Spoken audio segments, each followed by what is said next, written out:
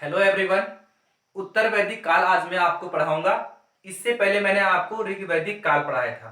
ऋग वैदिक काल का जो समय था वह 1500 ईसा पूर्व से लेकर 1000 ईसा पूर्व तक था, यानी कि 1500 बीसी से लेकर 1000 बीसी तक था। और जबकि जो उत्तर वैदिक काल का जो समय था वह 1000 बीसी से लेकर 600 बीसी तक था। तो ऋग वैदिक आर्यों का जो समाज था वह समता मूलक था, यानी कि आपस में भेदभाव नहीं था।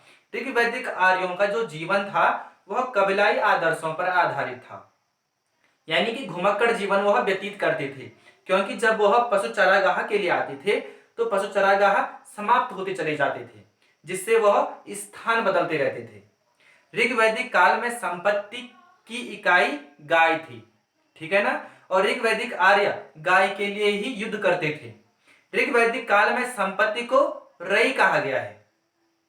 ऋग वैदिक काल में लोहे का साक्ष्य प्राप्त नहीं हुआ है, इसलिए ऋग वैदिक आर्य लोहे से परिचित नहीं थे। ऋग वैदिक काल में कृषि का धंधा गौण था। जो छिटकते थे खेत में उग जाता था उसे ही खा लेते थे, यानी कि विधिवत खेती वह नहीं करते थे। जबकि दूसरी तरफ उत्तर वैदिक काल में लोहे का साक्ष्य प्राप्त हुआ है, जो कि उत्तर प्रदेश के ईटा जिले के अतिरंजी खिड़ा से प्राप्त हुआ था, जो कि 1000 बीसी का था, यानी कि जो 1000 ईसा पूर्व का था। तो उत्तर वैदिक जो आर्य थे वह धीरे धीरे लोहे से परिचित होने लगे। जब वह लोहे से परिचित होने लगे तब वह धीरे धीरे कृषि करने लगे। जब वह धीरे धीरे कृषि करने लगे तब कृषि से उत्पादन बढ़ने लगा। जब उत्पादन बढ़ने लगा तब व्यापार करने लगे उत्तर वैदिक आर्य, और जमीन का महत्व भी बढ़ने लगा। यानी कि ऋग वैदिक आर्यों से और उत्तर वैदिक आर्यों के दोनों समाज की अगर मूलभूत अंतर देखें तो बिल्कुल आर पार का अंतर था, ठीक है ना। तो आइए देखते हैं कि इन दोनों समाजों में मूलभूत अंतर क्या था। तो आपने डालना है हेडिंग उत्तर वैदिक काल 1000 बीसी से और 600 बीसी तक। लेकिन जो मैं अभी आपको कहा हूं आपने वो भी लिखना है।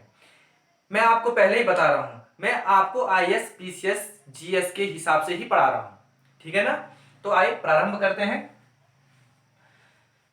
उत्तर वैदिक काल 1000 बीसी से 600 बीसी तक।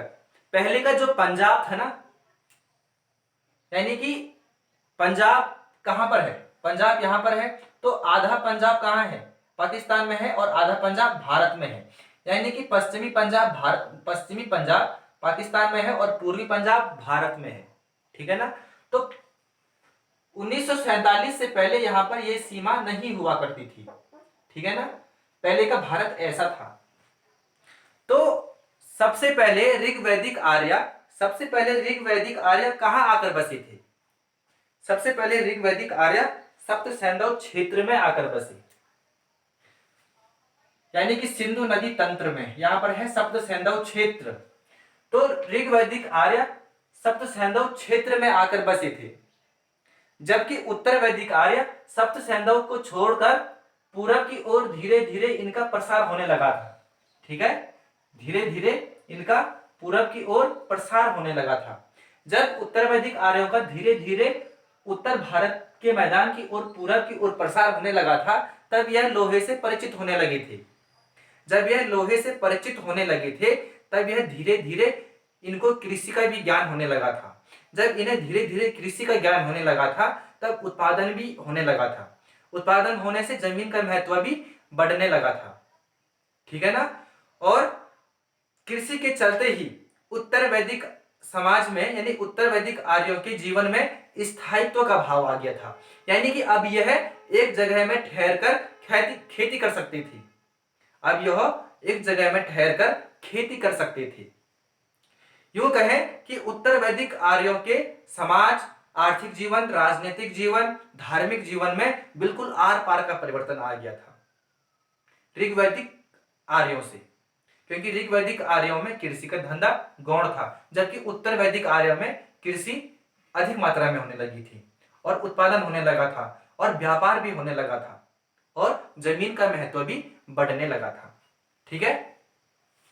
नेक्स्ट पॉइंट, उत्तर वैदिक काल के विषय में समस्त जानकारी का स्रोत शेष 3 वेद, सामवेद, यजुर्वेद और अथर्ववेद और ब्राह्मण साहित्य और आरण्यक साहित्य और उपनिषद साहित्य है। जबकि केवल उत्तर वैदिक काल के विषय की समझ जानकारी का स्रोत साहित्य ही नहीं बल्कि उत्खनन भी है, यानी खुदाई भी है। ठीक है ना, क्योंकि उत्तर भारत के मैदान में उत्खनन से उत्तर वैदिक आर्यों के विषय की समस्त जानकारी का स्रोत उत्खनन भी है।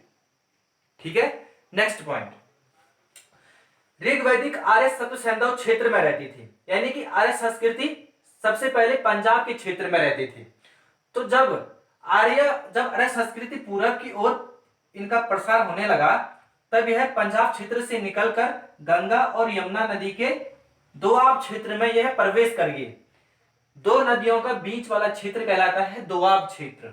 ये जो नदी है, ये वाली नदी है गंगा नदी, ठीक है ना, और इसकी जो पश्चिमी वाली जो नदी है वह यमुना नदी है, यानी गंगा की सहायक नदी यमुना नदी। तो गंगा और यमुना के बीच वाले क्षेत्र में अब आर्य लोग बसने लगे। ठीक है, यानी कि आर्य बसने लगे, उत्तर वैदिक आर्य। नेक्स्ट पॉइंट, शतपथ ब्राह्मण में विदेह माधव की कथा है। अच्छा, शतपथ ब्राह्मण किस वेद का ब्राह्मण ग्रंथ है? शतपथ ब्राह्मण यजुर्वेद का ब्राह्मण ग्रंथ है। ठीक है ना, तो शतपथ ब्राह्मण में विदेह माधव की एक कथा है। कथा क्या है, आइए दो लाइन इसके बारे में जानते हैं। पहले के जो धार्मिक बातें थी ना, वह बहुत ज्यादा होती थी धार्मिक बातें। तो विदेह माधव ने वैश्वानर अग्नि को अपने मुंह में धारण किया था। ठीक है ना, जब विदेह माधव ने अपने मुंह में वैश्वानर अग्नि को मुंह में जब धारण किया था, तो वैश्वानर अग्नि अचानक पृथ्वी पर निकल पड़ा। ठीक है ना, यानी कि पृथ्वी में निकल आया।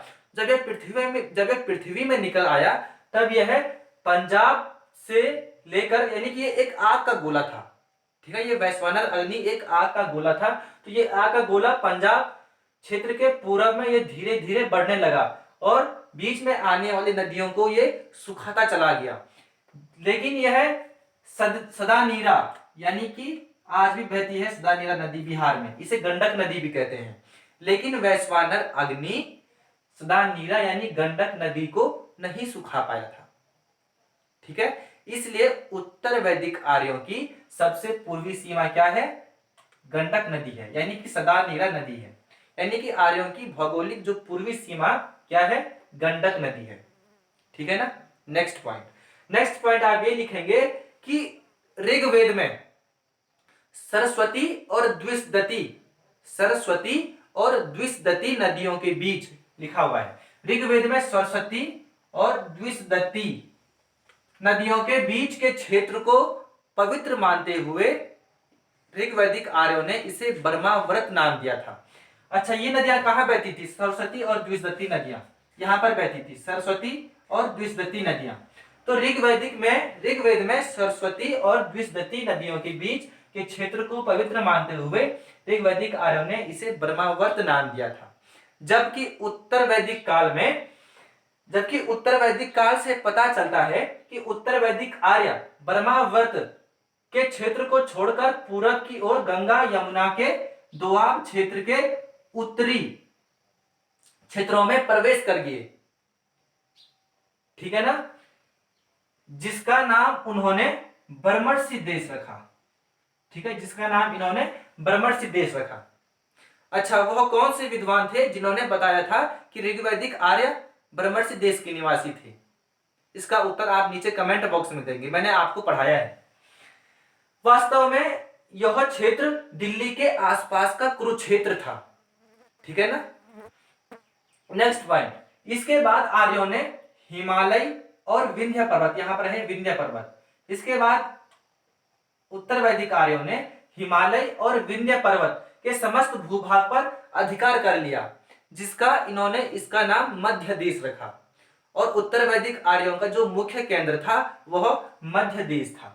ठीक है ना, नेक्स्ट पॉइंट, सदानीरा नदी के पूर्व में, यह है सदानीरा नदी के पूर्व में स्थित अंग और मगध का क्षेत्र अभी भी आर्य संस्कृति के बाहर थे। ठीक है ना, अभी भी ये अंग और मगध जो ये क्षेत्र थे अभी भी ये संस्कृति के बाहर थे। अथर्ववेद में इसे सुदूरवर्ती क्षेत्र और यहाँ के लोगों को व्रात्य, मृदभाज और अदेवयु कहा गया है। ठीक है, नेक्स्ट पॉइंट। बाद के काल में जब आर्यों ने बिहार और मगध यानी बिहार और बंगाल समेत पूरे उत्तर भारत में अधिकार कर लिया, तब इसका इन्होंने पूरा नाम क्या रखा? आर्यव्रत रखा। क्या रखा? आर्यव्रत रखा। ठीक है ना, यानी कि पहले बर्मावर्त, उसके बाद ब्रह्मण्य देश, उसके बाद मध्य देश, उसके बाद आर्यवर्त। ठीक है ना, तो यह था उत्तर वैदिक काल। इसके बाद मैं आपको उत्तर वैदिक आर्यों का आर्थिक जीवन पढ़ाऊंगा। ठीक है, बने रहिए।